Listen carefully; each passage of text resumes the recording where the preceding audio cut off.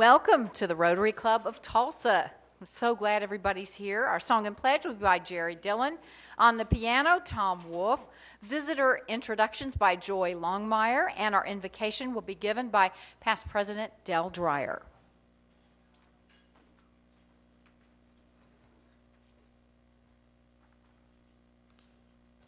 Please join me in prayer. Gracious and loving God, we pause for a moment in our busy lives to acknowledge you and the countless blessings you have given to us as members of this Rotary Club. We thank you for giving us directions and using our blessings to assist others when our assistance is needed. For those instances where we have failed to help when we should have, we ask your forgiveness. Thank you for providing our state with leaders like our speaker today, leaders who share their talents by providing direction for our government and educational institutions, and who inspire all of us to be productive citizens in whatever our calling may be. Thank you for the food we have enjoyed today, the hands that have prepared it, and the farmers who are out in the fields today harvesting the grain that will feed millions in the months ahead. In your holy name we pray. Amen. May we join together in singing a rousing verse of You're a Grand Old Flag, to be followed with one verse of Old Beautiful.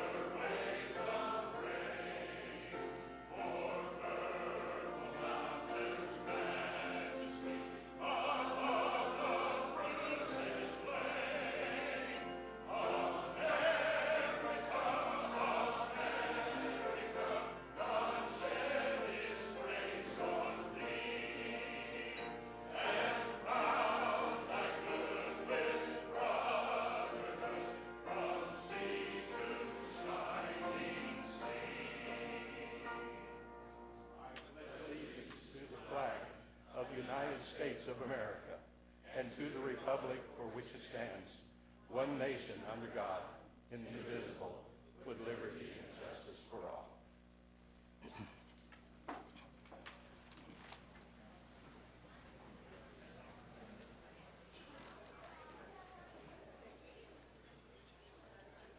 What a wonderful song selection. I've got chills. It's my pleasure to introduce our guest today at our Rotary Club. Our favorite police chief, Chuck Jordan, is hosting George Fry. Our favorite president, current president, Miss Karen, has her, as she put it, spousal unit, Mr. Pat Malloy, with her today. And she also has another important lady in her life who does her hair. That would be Ashley Thompson with Ash Salon. Our guests, you need to stand up and be recognized. There we go.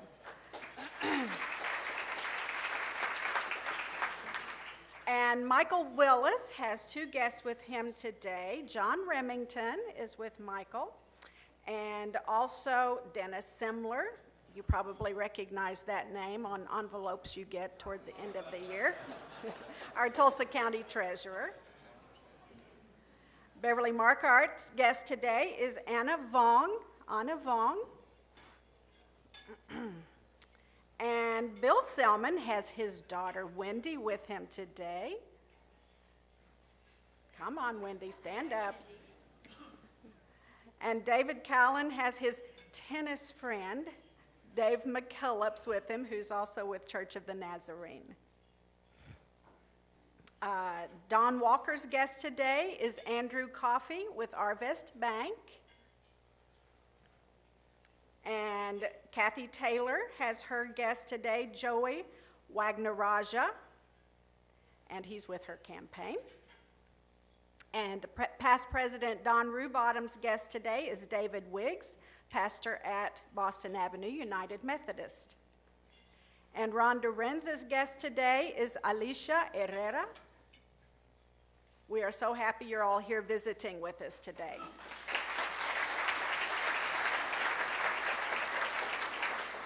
We do have some visiting Rotarians. First of all is our guest speaker, Robert Henry. He wanted to be sure he got credit for visiting. And from the Sunrise Rotary Club, we have two visitors, Tom Clark, our past district governor, and we also have Ben Garill, the past president of Sunrise Rotary Club. We appreciate your attendance today, and we hope that you'll come back again. We also have two other guests today who are guests of our speaker, Mr. Henry. Sandy Pantlick is here, and Amanda Davis. Thank you so much for coming. We hope you all come back and visit. Thank you, Joy. Our Rotary sponsors this week are David Downing, Acrobat Ant, and Jack McGlumphy, Max Electric Supply Company. Special thanks to these two new sponsors for their support, and of course, we encourage you to do business with your fellow Rotarians. Please thank all of today's sponsors and all of our volunteers who helped out today.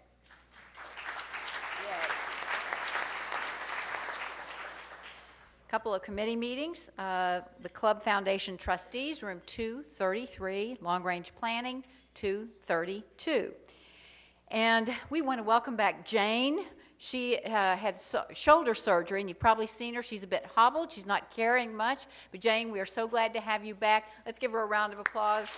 We missed you.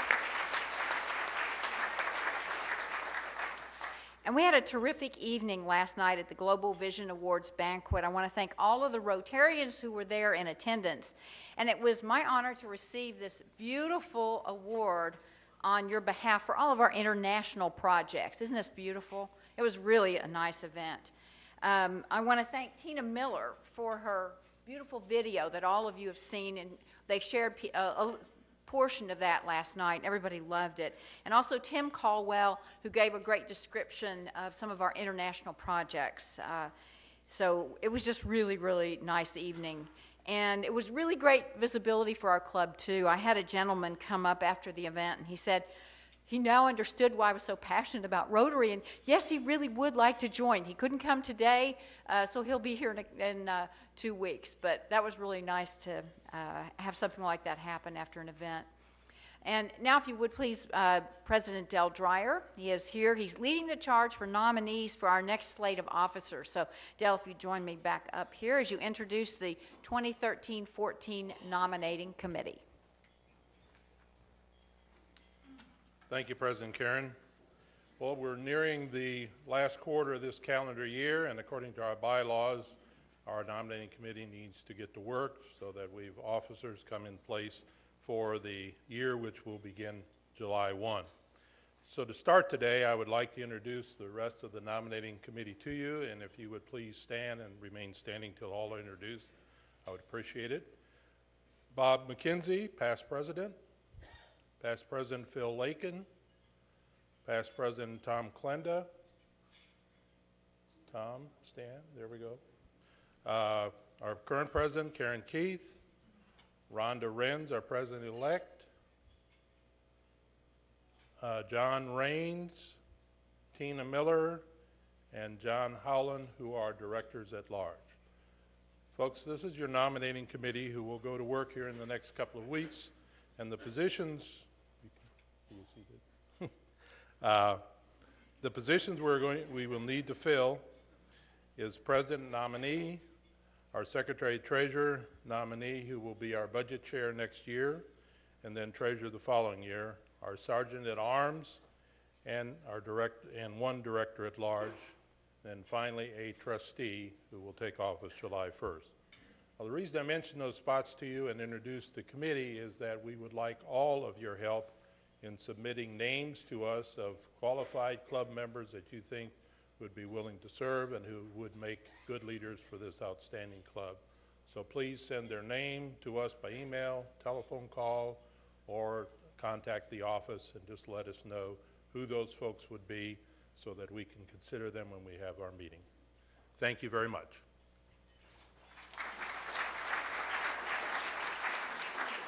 Thank you, Dale. Thank you for putting me in my place. I appreciate that.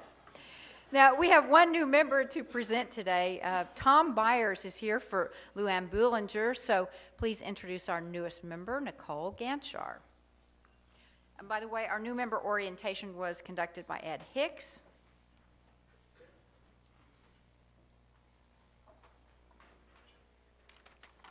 Well, it is my privilege and pleasure to introduce to you our newest member, Nicole Ganchar.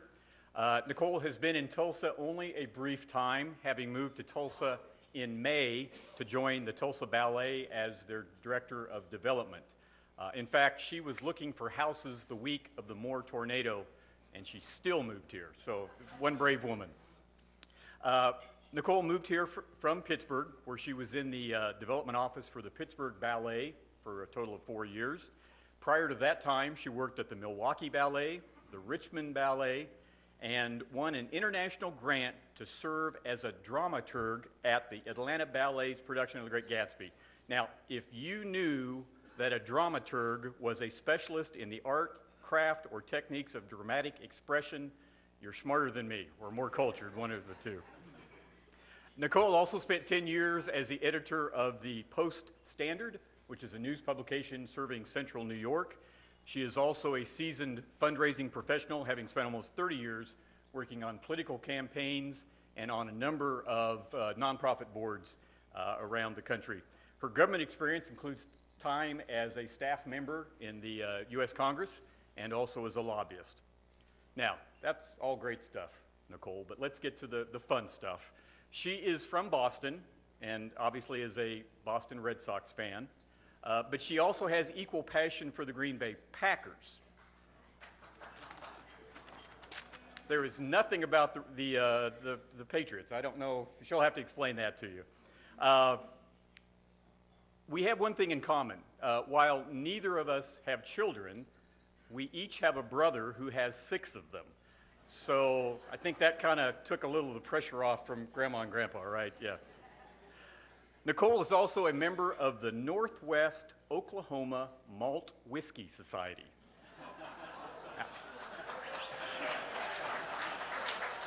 I don't know exactly what that means, but I'm guessing their meetings are every bit as interesting as ours, if not a little more so. Her hobbies also include the Argentine tango, that takes 2, right? And the West Coast swing. So if you would, please, as I present Nicole with her pin and her 4-way test, please help me in welcoming our newest member, Nicole Ganchar.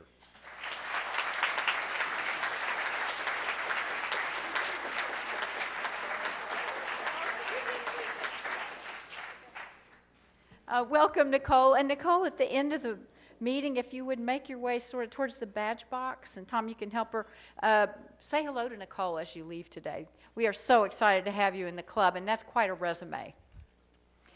Project announcements. John Raines, October 6th. It's our family social. You don't want to miss this. Good afternoon. On October the 6th, we have our next social event. It's at Post Oak Lodge, very beautiful facility. I checked the weather, and it's still going to be absolutely gorgeous. So this is an opportunity for kids and grandkids for you to come out for a family event. You can hook Mama in on the deal. She doesn't have to cook. She doesn't have to watch the kids. You get to go fishing with them. All the bait and the poles are provided. Beautiful outdoor sunshine. If you want to zip on the zip line, you need to reserve that spot today. Today is the last day to commit to the zip line. If you want to sign up for the Post Oak Lodge social event, you will get an email today or tomorrow from DACDB that will allow you to do that online. I think maybe even pay, but you'll get the opportunity to sign up online. We'll have a table over there, so you can sign up after the event or after today's meeting for the zip line or the event. And I promise you it's going to be fun. And, you know, I mentioned Sports Illustrated last week. I think that was a mistake because it was a joke. But they got wind of it, and they are going to be there. And unfortunately, I already wrote the headline, and it's OSU alum mixed with OU alum, caught scandalously streaking through the woods. See you next October the 6th at the social event. Thank you, John. And we've got an announcement for the community service team. Desiree? Good afternoon. Wanted 10 Rotarians in service for Saturday, October 26th, the Tulsa Run, presented by Tulsa Federal Credit Union. 7:30 a.m., Veterans Park, water stop number 4. We're doing this to help the Community Food Bank, which is the beneficiary of this year's event. And contrary to what you said last week, Karen, there is a way that you hand water to runners. So every volunteer has to be registered and has to watch a little video online about how to hand out water, because these are professional folks. So anyway, I say that to say that we sort of need to know a little bit in advance that you might like to volunteer. We can't really wait to the last minute. So please see me or let the Rotary office know if you'd like to help. Thanks. Great. Thank you, Desiree. I also want to mention that Hannibal Johnson, thank you, Hannibal, will be taking over as our community service team leader. So we're very happy about that. Thank you, Hannibal. And Richard Holmes for next Club Foundation Fellow recognition. Thank you. We are going to have a presentation on October the 16th, and the Club Foundation Development Committee is hoping to raise $3 million by our centennial in 2015. That's the goal, the Rotary goal for our foundation. As you know, the funds provide grants for international projects, crescendo awards, camp enterprises, and Celia Clinton School. And we are going to have this presentation to recognize those who have moved to the next level in Club Foundation giving. We're going to have one person that's going to receive a pillar recognition, which is a huge recognition, and then for the fellow, bronze, silver, and gold. If you have an interest in moving to the next level and participating with us in raising the $3 million for our foundation by 2015, please let me know or any of the committee members of the Rotary office. Thank you. Thank you, Richard. Sergeant at Arms Janet Rockefeller. Hello. Okay, this is a familiar face that was caught this week by President Karen, Dana Burks. I mean, Dana is like our poster child here. But Rod Walton interviewed her, and it was marketing field is always evolving, and Dana sure is. And I don't know about you guys, but I'm just really proud of her. I think that's just fantastic. And then I got a fabulous photo from Daniel Ketchum. And he said that he wanted to pay a fine of $142.59 or a penny for each foot that Long's Peak in Rocky Mountain National Park rises above sea level, which he climbed September 1st with his oldest son, Connor, and Connor's the one in the hat and the glasses.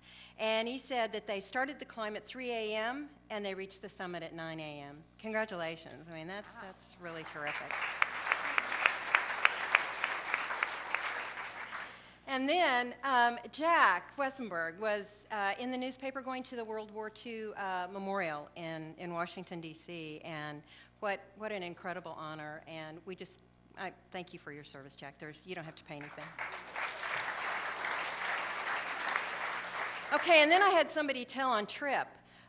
He was in the local section of the paper. I didn't get the paper, but I'm putting you up there anyway.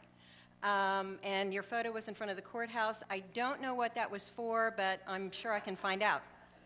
So you can pay me a fine and shut me up.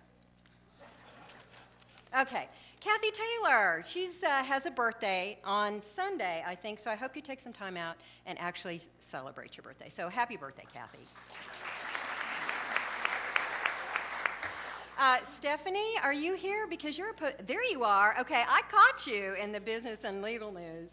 And it's about some new high-tech equipment installation. That's what she has the glasses on for, not that it's a fashion statement. So, and then lastly, I got a text from Mayor Bartlett yesterday wanting to pay a fine of $100 to recognize our own police chief, Chuck Jordan, for apologizing for the department's inaction in the 1921 race riots. So, great. That's it. Thank you. All right, thank you, Janet, and congratulations, Chief. In the paper today was another very nice editorial commenting on what your words. So thank you again for your leadership. And now it's time for our Rotarian of the Day. He is a Paul Harris Fellow and Club Foundation Fellow. He joined our club in September 1997, and Greg Frizzell serves as district court judge in the U.S. District Court of Northern Oklahoma. He is a father of 6 teenagers, and that includes, of course, 2 sets of twins. Please welcome our Rotarian of the Day, Judge Greg Frizzell.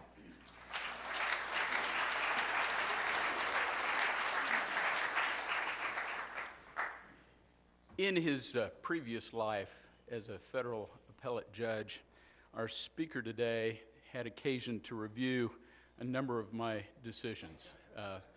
They refer to it in the business as grading one's papers. Judge Henry's appellate opinions were always well-written, scholarly, and particularly marked by civility, even in the one case in which he very properly reversed me. One can't help but note some interesting parallels between Robert Henry and our speaker last week. Both graduated from OU Law School, then taught at Oklahoma Baptist University in Shawnee. Both were elected in their 20s to the Oklahoma House of Representatives, Judge Henry at age 23, President Boren at age 26. Both were elected to statewide public office in their early 30s. President Henry at age 33, President Boren at age 35, and both, following 3 decades of public service, are now presidents of leading universities in our state. And Muzan wanted me to mention, quite properly, that Oklahoma City University, of which our speaker is president, is the Methodist university in the state of Oklahoma.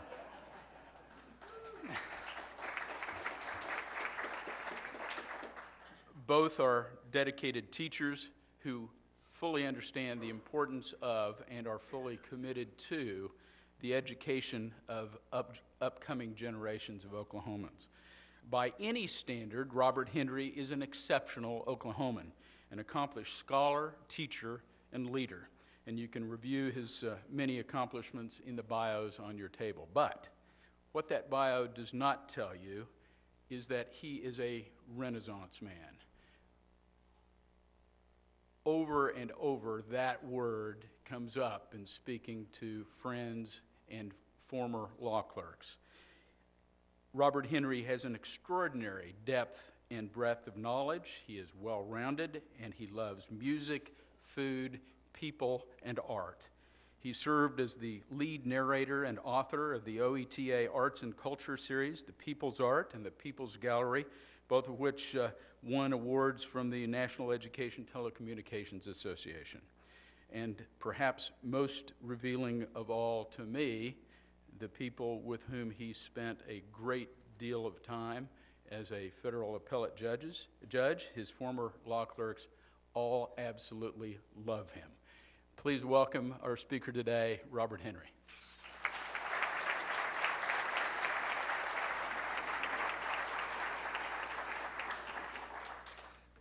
Thank you very much, Greg. I frankly don't recall overruling you.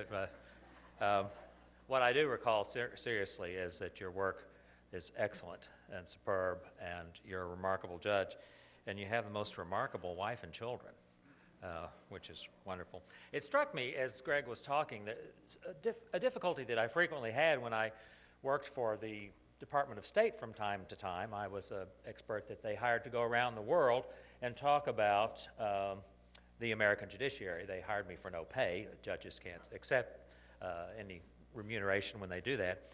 But there was some question as to the difference between a district judge, an appellate judge, and a law professor. Now, has that ever been clearly explained to you? Let me explain it. I kid you not. I used this explanation, this analogy, in multiple foreign countries, and people always got it.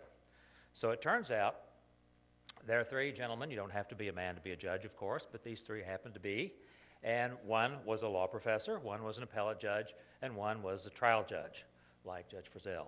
And they decided to go duck hunting. They went to a blind, and they were prepared to hunt. And then they realized, of course, that there would be a disagreement as to who shot what. And so that they would have to shoot singly. And they cast lots and determined the order. And the first order was the law professor, second would be the appellate professor, and third would be the trial judge. So it's only duck season. That's the only bird you can shoot at this time. So they're in the blind. A bird flies over, and the law professor says, "It's a duck." And he brings his shotgun up, and he says, "But what is the essence of duckness? Would a goose, by any other name, desirous of being a duck, would that, in fact, comply with the law?" And of course, by this time, it's too late. The bird is gone. And so the law professor and the appellate judge and the district judges, these law professors, I was up over here in the clouds. They could never come to any decisions. So it's the appellate judge's turn. And so another bird comes flying over, and the appellate judge says, "It's a duck." "But where are my two colleagues? I only need to persuade one of them. The other could file a dissent, but as long as it's 2-1, I'm still going to be okay." Well, you can't make a decision by yourself. You have to get at least, it does take two to tango. It takes two to tango on the federal appellate bench, too. So this district judge was just disappointed. He said, "You appellate judges, it takes you too long to do anything." So another duck comes by, and it's the district judge's turn, and the duck flies and goes, wham! Damn, I hope that was a duck.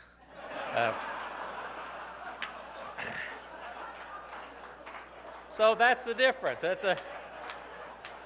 Some people have to shoot, So, but it was great to see Greg, and I'm just very pleased that you were willing to introduce me, and that was a very kind introduction. I had several friends that walk up. It's always nice that people don't mind to come up and see me. Ed Hicks came up, and we determined that his grandmother sold cosmetics in Shawnee. I said, "Well, your grandmother sold cosmetics to my mother," and he said, "Well, she sold cosmetics to my mother too." So, and both of our mothers turned out okay. So. And Kathy Taylor came by. Kathy and I love to cook, and so occasionally we get together to do that. Two wonderful friends of OCU, David Wiggs is down here. He did our baccalaureate a few years ago and comes on campus a lot. And of course, Muzan Biggs, who is just absolutely fantastic. David, at the last conference meeting, I always go up and look at the books, people that are downsizing their library a little bit. To my joy, I found a Muzan Biggs book, and so I figured he must have given some of his books to this sale, and I went around picking out the books that I thought were his, and I ended up with a dozen of your books, Muzan. So, and Jerry Dillon's been friends for a long time. And has your brother ever addressed this group? His brother, Wilton, you think this guy is smart. I mean, Wilton is the most amazing. He's a senior scholar at the Smithsonian Institute and is one of the wisest, most amazing people you will ever meet. And I understand that my friend and the person who nominated me toward the federal bench, David Boren, did speak last week, and he spoke about an open primary. Mickey Edwards has written a new book on that, a former Republican congressman from Oklahoma City, and I will tell you, I agree with President Boren. I think we definitely need to think about an open primary. I think the only way it will happen in this state is by initiative or referendum, probably initiative. And if that happens, I will vote for it because our political system needs some help, and people that are registering independent fail to realize they're giving up their vote in many races. So anyway, it's a difficult time. But today I was asked to talk about one of my favorite subjects, having been asked to talk last week about one of my other favorite subjects, Will Rogers, to talk about the art in the state capitol. And it strikes me that some of my friends from Tulsa don't get to Oklahoma City as often as possible. And really, you need to reserve an afternoon and go to what I call the best free show in town. This art is astonishing in this building, and it tells the best about this place. You know, a picture is worth 1,000 words, and the sculpture at least 1,500, I think. It's just amazing. And as a rule, states don't pick the scum to put in their capital. You know, you generally put the good guys, and guys is a sex-neutral term. So anyway, I'm going to just take you on a quick trip, and I won't go into great detail because most of these paintings I know personally. I'm actually in one of them, and I could go too long. But this is The Earth and I Are One, and it is a painting that I commissioned with the help of Kerr-McGee Corporation at Earth Day, and it shows a Native American musing in a field with a lake. The gaillardia, our state's wildflower. Remember, our state's floral emblem is what? Mistletoe, an interesting floral emblem. There's a reason for that. If we have time, I'll explain it later. But the gaillardia is this wonderful, wonderful wildflower. And Kelly Haney, the artist here, Chief Haney, former Oklahoma representative, senator, and chief of the Seminole Nation, painted the beautiful gaillardia. You see the bald eagle that likes to winter in Oklahoma. You can see them in various parts of southeastern Oklahoma, and our own scissortail flycatcher. And this beautiful contemplative painting, The Earth and I Are One. And now, you know, environmentalism isn't a partisan issue. One legislator attacked this painting and Kerr-McGee, and it said that Haney and Kerr-McGee were promoting pantheism. Well, I was astounded that this fellow knew the word.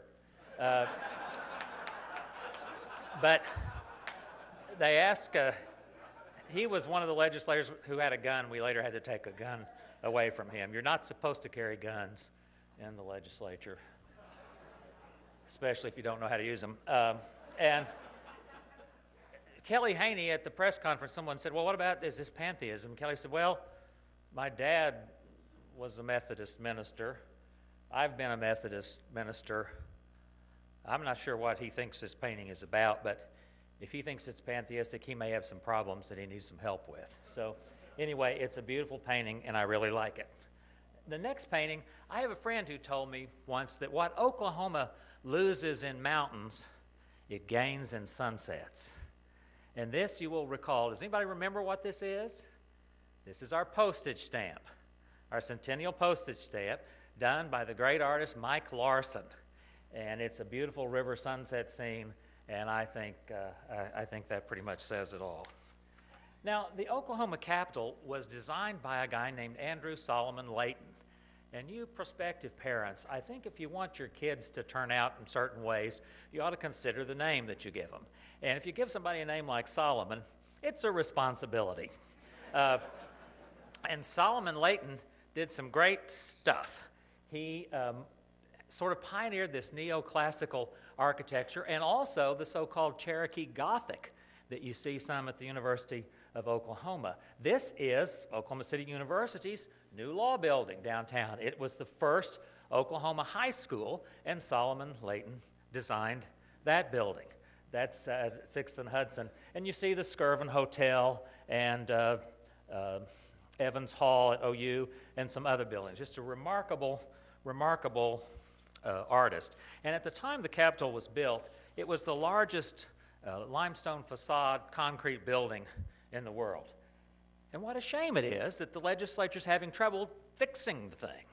Right now, when you walk in, you have to walk under a metal shed so that a gargoyle doesn't fall down on you. And this is a shame, and our legislators need to get busy and fix this. And they're going to. I think we finally made some progress, and I wish them well.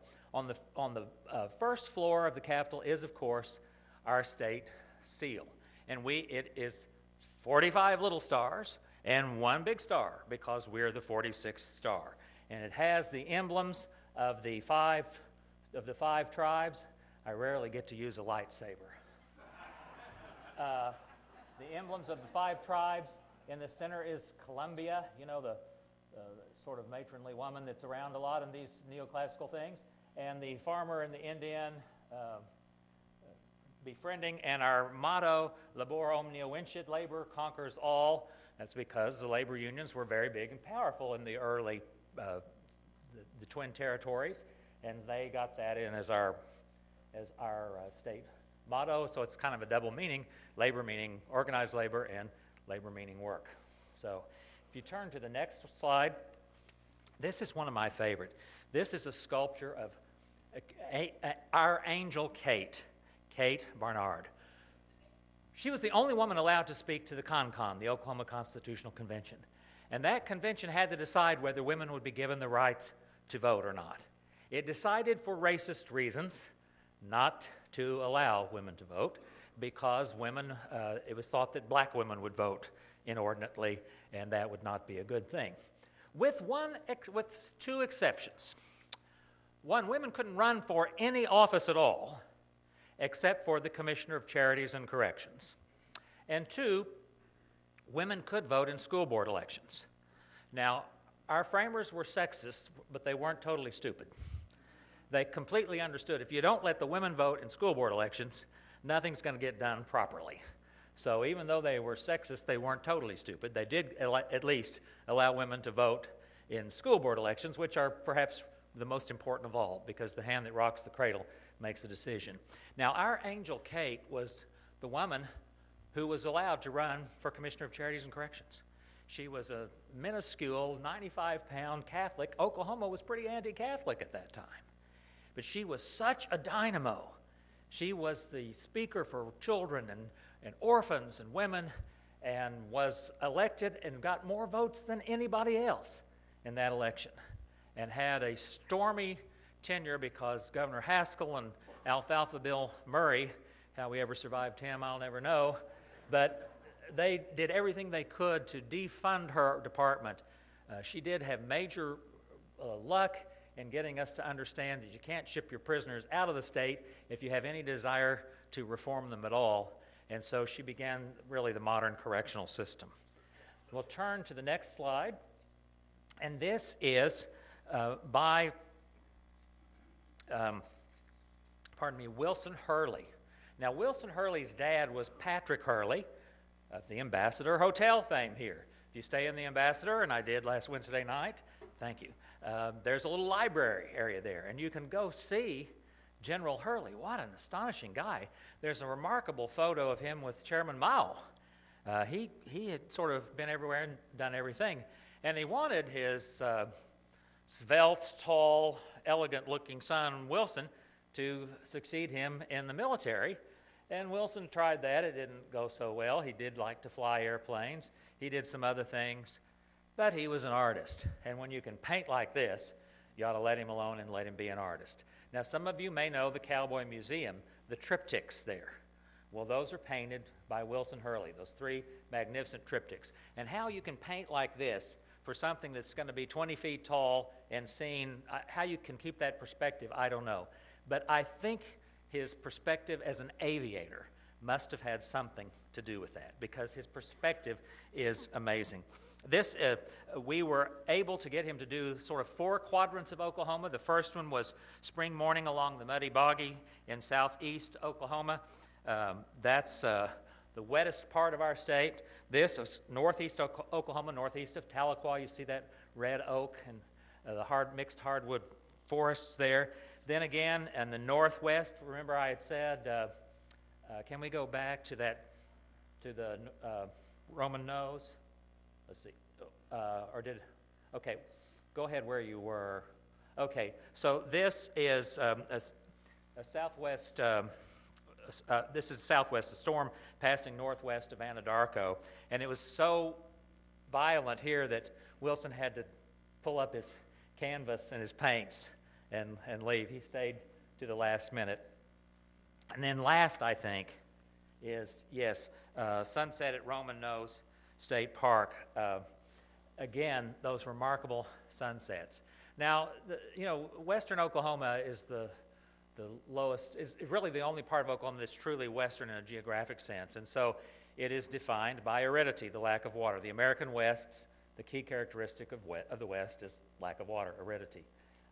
And so it's perhaps a bit of an acquired taste, but I love the geography of Roman Nose and of Quartz Mountain. Next is Again, Senator Haney painted the Guardian, which is the Indian that stands on top of the Capitol, the most perhaps valuable piece of real estate in Oklahoma, right there on top, and thankfully the dome will hold it. He used some of his children and other models. As you saw if you were looking closely, the Guardian has his spear stuck into his legging. This was one of the things that if an Indian was not going to be moved, he would stick an arrow or a spear in his legging and fight to the death, literally fight to the death. And this is what the Guardian plans to do for us. Next, keeping in mind our Indian heritage, this is a remarkable figure who used to be extremely popular, known as Te'ata. Does anybody know about Te'ata?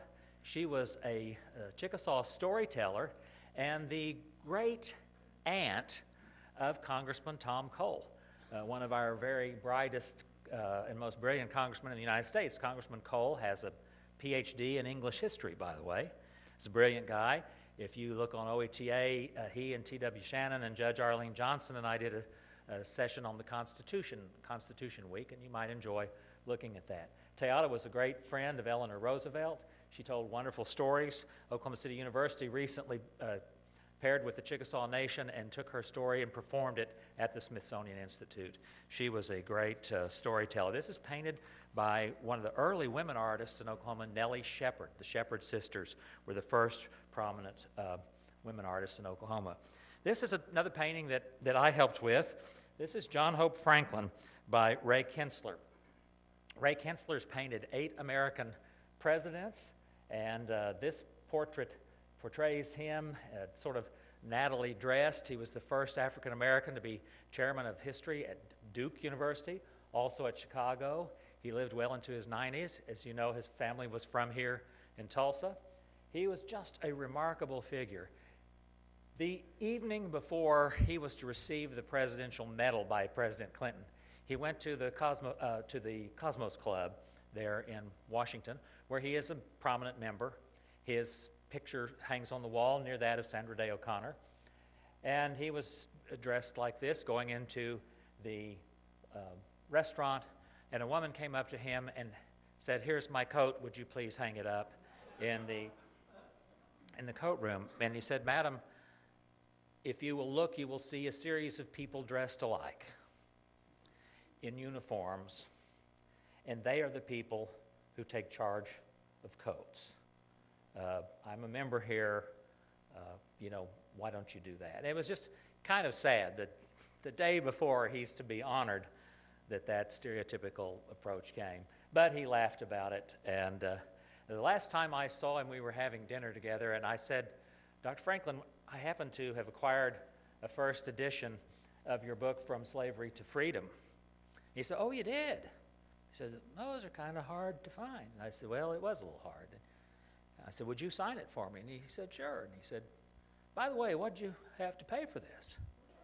And I said, "Well, I felt lucky I got it for $500. And he said, "Well, you got a pretty good deal." And then he finished his signature and he said, handed it to me, he said, "It's worth a little bit more than that now." The next is perhaps the greatest painting in the Capitol. This is Charles X there in white leotards, which are coming back, and Mohango. Now, Mohango was an Osage woman who was hit up by some confidence guys. She was said to be, was going to be taken to visit the President of the United States. Instead, she was taken to France and told to do some sort of Wild West show, and it was awful. And our old friend, now sometimes we get a little antsy about the French, and they deserve it. Will Rogers said after he'd been to Nice, he said, "That's Nice, like N-E-E-C-E. He said, "It's not nice." He said, "There is no French word for nice." But sometimes we forget because the French can be a little bit tricky from time to time. But, they really did help us in the Revolutionary War. Admiral de Grasse and the Marquis de Lafayette. And the Marquis de Lafayette found out about Mohango's difficulty and got her an audience with King Charles X, who helped her come back. Now, the reason I say it's the best painting is because you can't recognize it with the silver hair you see now, but I'm the model. I visited Mike Larson, asking him to donate a painting to, Mike Wimmer, asking him to donate a painting to a charity, and he said, well, Judge Henry, I've done a few things for you, why don't you do something for me? And there was this big wooden chair in the room, and my wife was there, and he said, would you get in the chair and strike a regal pose? And I immediately did, and he said, he's done this before. And so I have the sketch, his first study. I will say he did not tell me he was going to put me in white leotards. So the next painting is the Fort Smith Council of 1865. I have to get over here just a bit. Yeah. Did you know Neil McCaleb? Well, there he is. And this is a time-honored thing that artists do, you know. If you want to get paid for your work, put some important people in it, you know. And Mike Wimmer often picks people that are around and sticks them in the painting. This is the Fort Smith Council of 1865. Something, a Tulsa connection to this painting, it was given by Lila B. and Paula Marshall of Bama Pies. And this was important because, alas, this was sort of the punishment for the tribes. Many of them joined with the Confederacy, which was kind of natural since they were surrounded by Arkansas and Texas. And some of the tribes didn't, but the tribes were blamed with being Confederate, and land was taken from all of them. But it was at this meeting that Allen Wright, the great Choctaw chief, proposed that the Indian words for home of the red man, Oklahoma, be used. And so that's where our state name came from. The next one, is the Osage Treaty of 1825. And what I love about this painting is, again, there are some people, I think that may be Charlie Ford, who's right there. But there's old Thomas Jefferson, and we actually use Jefferson for that. But what you can't see it too well in this photograph. What I love about this is this little boy and this little dog. And the boy is like this, and the dog has his ear turned up. And this boy is saying, I wish you could see the look on his face. These are real Indians. I mean, this is the real thing.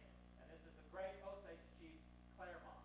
Now, this treaty moved the Osages out of their ancestral land into Kansas, and thankfully we backpedaled on that later.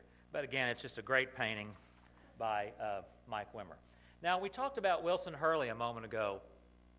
Well, here is a painting of the late Charles Wilson, just died this year, and it shows Charles working on those marvelous murals in the rotunda. And look at that. Look at that. How does he not fall off the ladder? It's just an amazing thing. When he was working on the Angie DeBow portrait, he called me one day and he said, I'm 65. I had to go to the hospital with blood pressure on this portrait. And I never really thought about that. But the desire to get it right and for all time, for thousands of people to come see, is really important. And Charles Banks Wilson, I'm not objective about him. I think he is without criticism.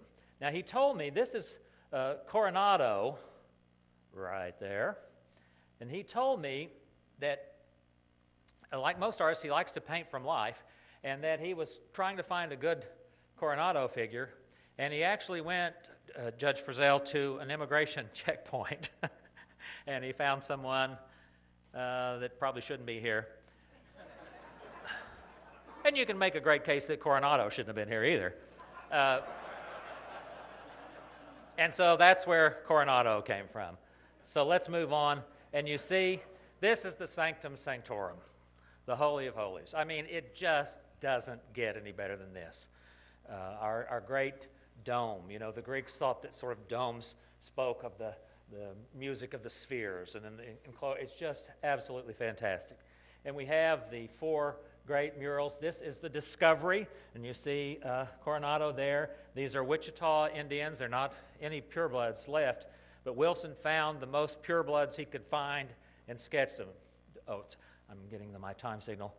This is Frontier Trade, and then let's move on. because this is the collision of courses, the Plains tribes and the 5 tribes. And you see down here in the bottom this little, it's called the Plains Madonna. That's Charles's daughter, Carrie, with the baby in a Kiowa, Plains Indian style. And then this is the, you go forth to possess the promised land. And, well, you could see, if we had time, pictured prominently on that last one, there's a guy with a hat on in the wagon. That's Bill Willis, who was chairman of the Appropriations Committee. So, you know, Charles got paid on time.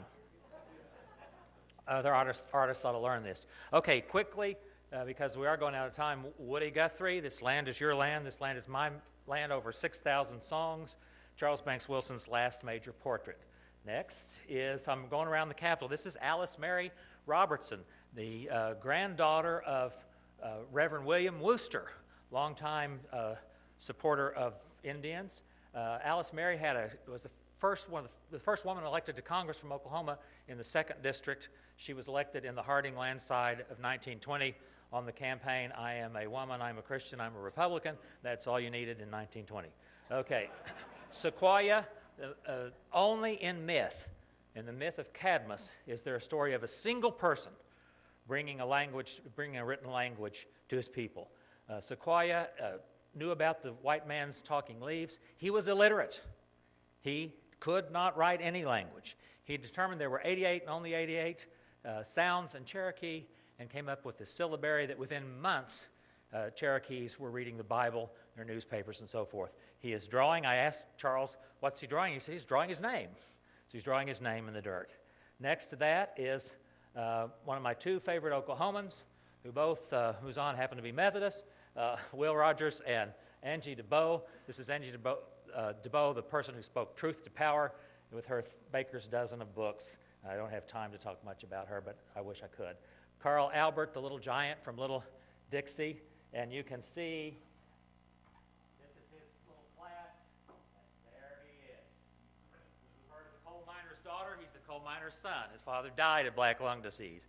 He went on to win a national debate contest, to become a Rhodes Scholar, and to become Speaker of the House. Every time I pass by the Arkansas River and the miraculous things that are done with it, I think of him and another person we're going to see here in just a minute. This is Wiley Post. Wiley Post committed a felony and was blind in one eye. We would never give this man a pilot's license today.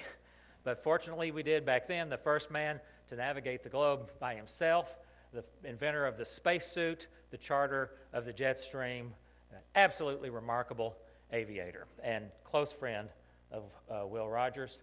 And let's see, we may be a little bit out of order here, but Will Rogers, I came with gum and grin and lariat to entertain the proletariat, and with my Oklahoma wit, I brightened up the world a bit.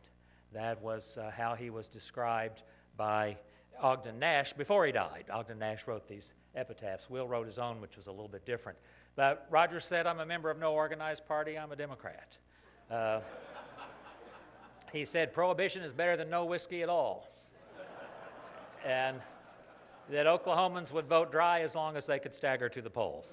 So, remarkable character. We forget he was the top male box office attraction. We have to say male because Shirley Temple eased in there at the last. He was the #1 newspaper columnist, #1 radio columnist, #1 after-dinner speaker in the world. And he was a 10th grade dropout from Oologah, Oklahoma. Just a remarkable figure, and no one describes the essence of America more than he. So we kind of had to rush through it there, but do come see the Capitol. Look at the Capitol art, the documentary that OETA and I wrote that it actually won 4 awards, two national awards and 2 Emmy nominations. Look at it. This art is fantastic, it's free, and it tells us a lot about ourselves. Thank you very much.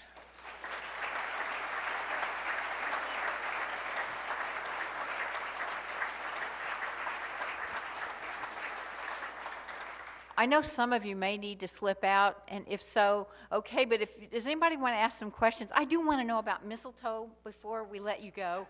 because that's always made me crazy. It's ugly, but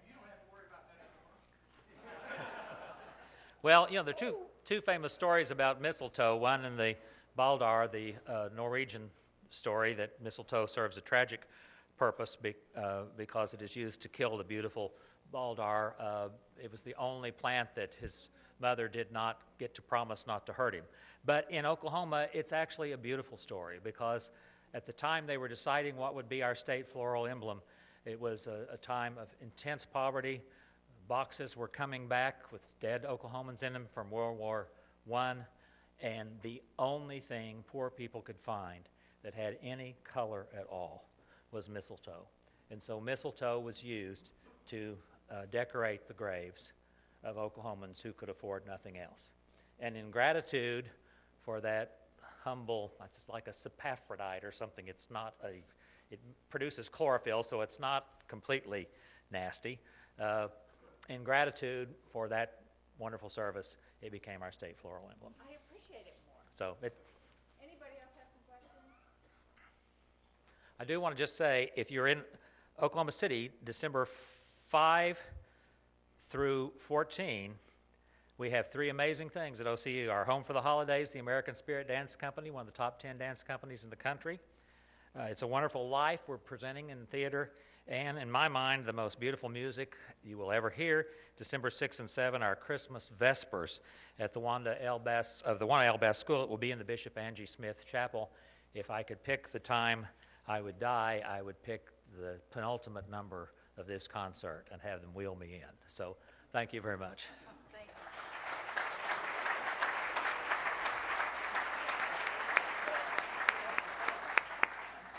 And we've got some of these if anybody wants to pick them up. We'll try to get these back near the badge box, but you can go to some of those events. We got a book for you that will go to our students at Celia Clinton and What Goes Up. So thank you very much for signing that. Business Visitation Day is next week. I know some of us will forget. I've been there, done that, walked up here, nobody's here, huh? Business Visitation is next week. So I hope everybody knows where they're going. And enjoy that. And then the following week we're finding out all about Margaritaville, $250 million investment down on the river. So it's going to be fun to learn a little bit about that. Our mystery Rotarian is absolutely tickled pink that the Tulsa State Fair opens its gates tomorrow. The Midway is not the attraction for him. It is the livestock show. Del Dreyer grew up on a farm and raised Black Angus in Allen County, Indiana 4-H Club. By the way, Dale placed first in his Division I year, taking home a blue ribbon. Dale, stand up. Thank you very much.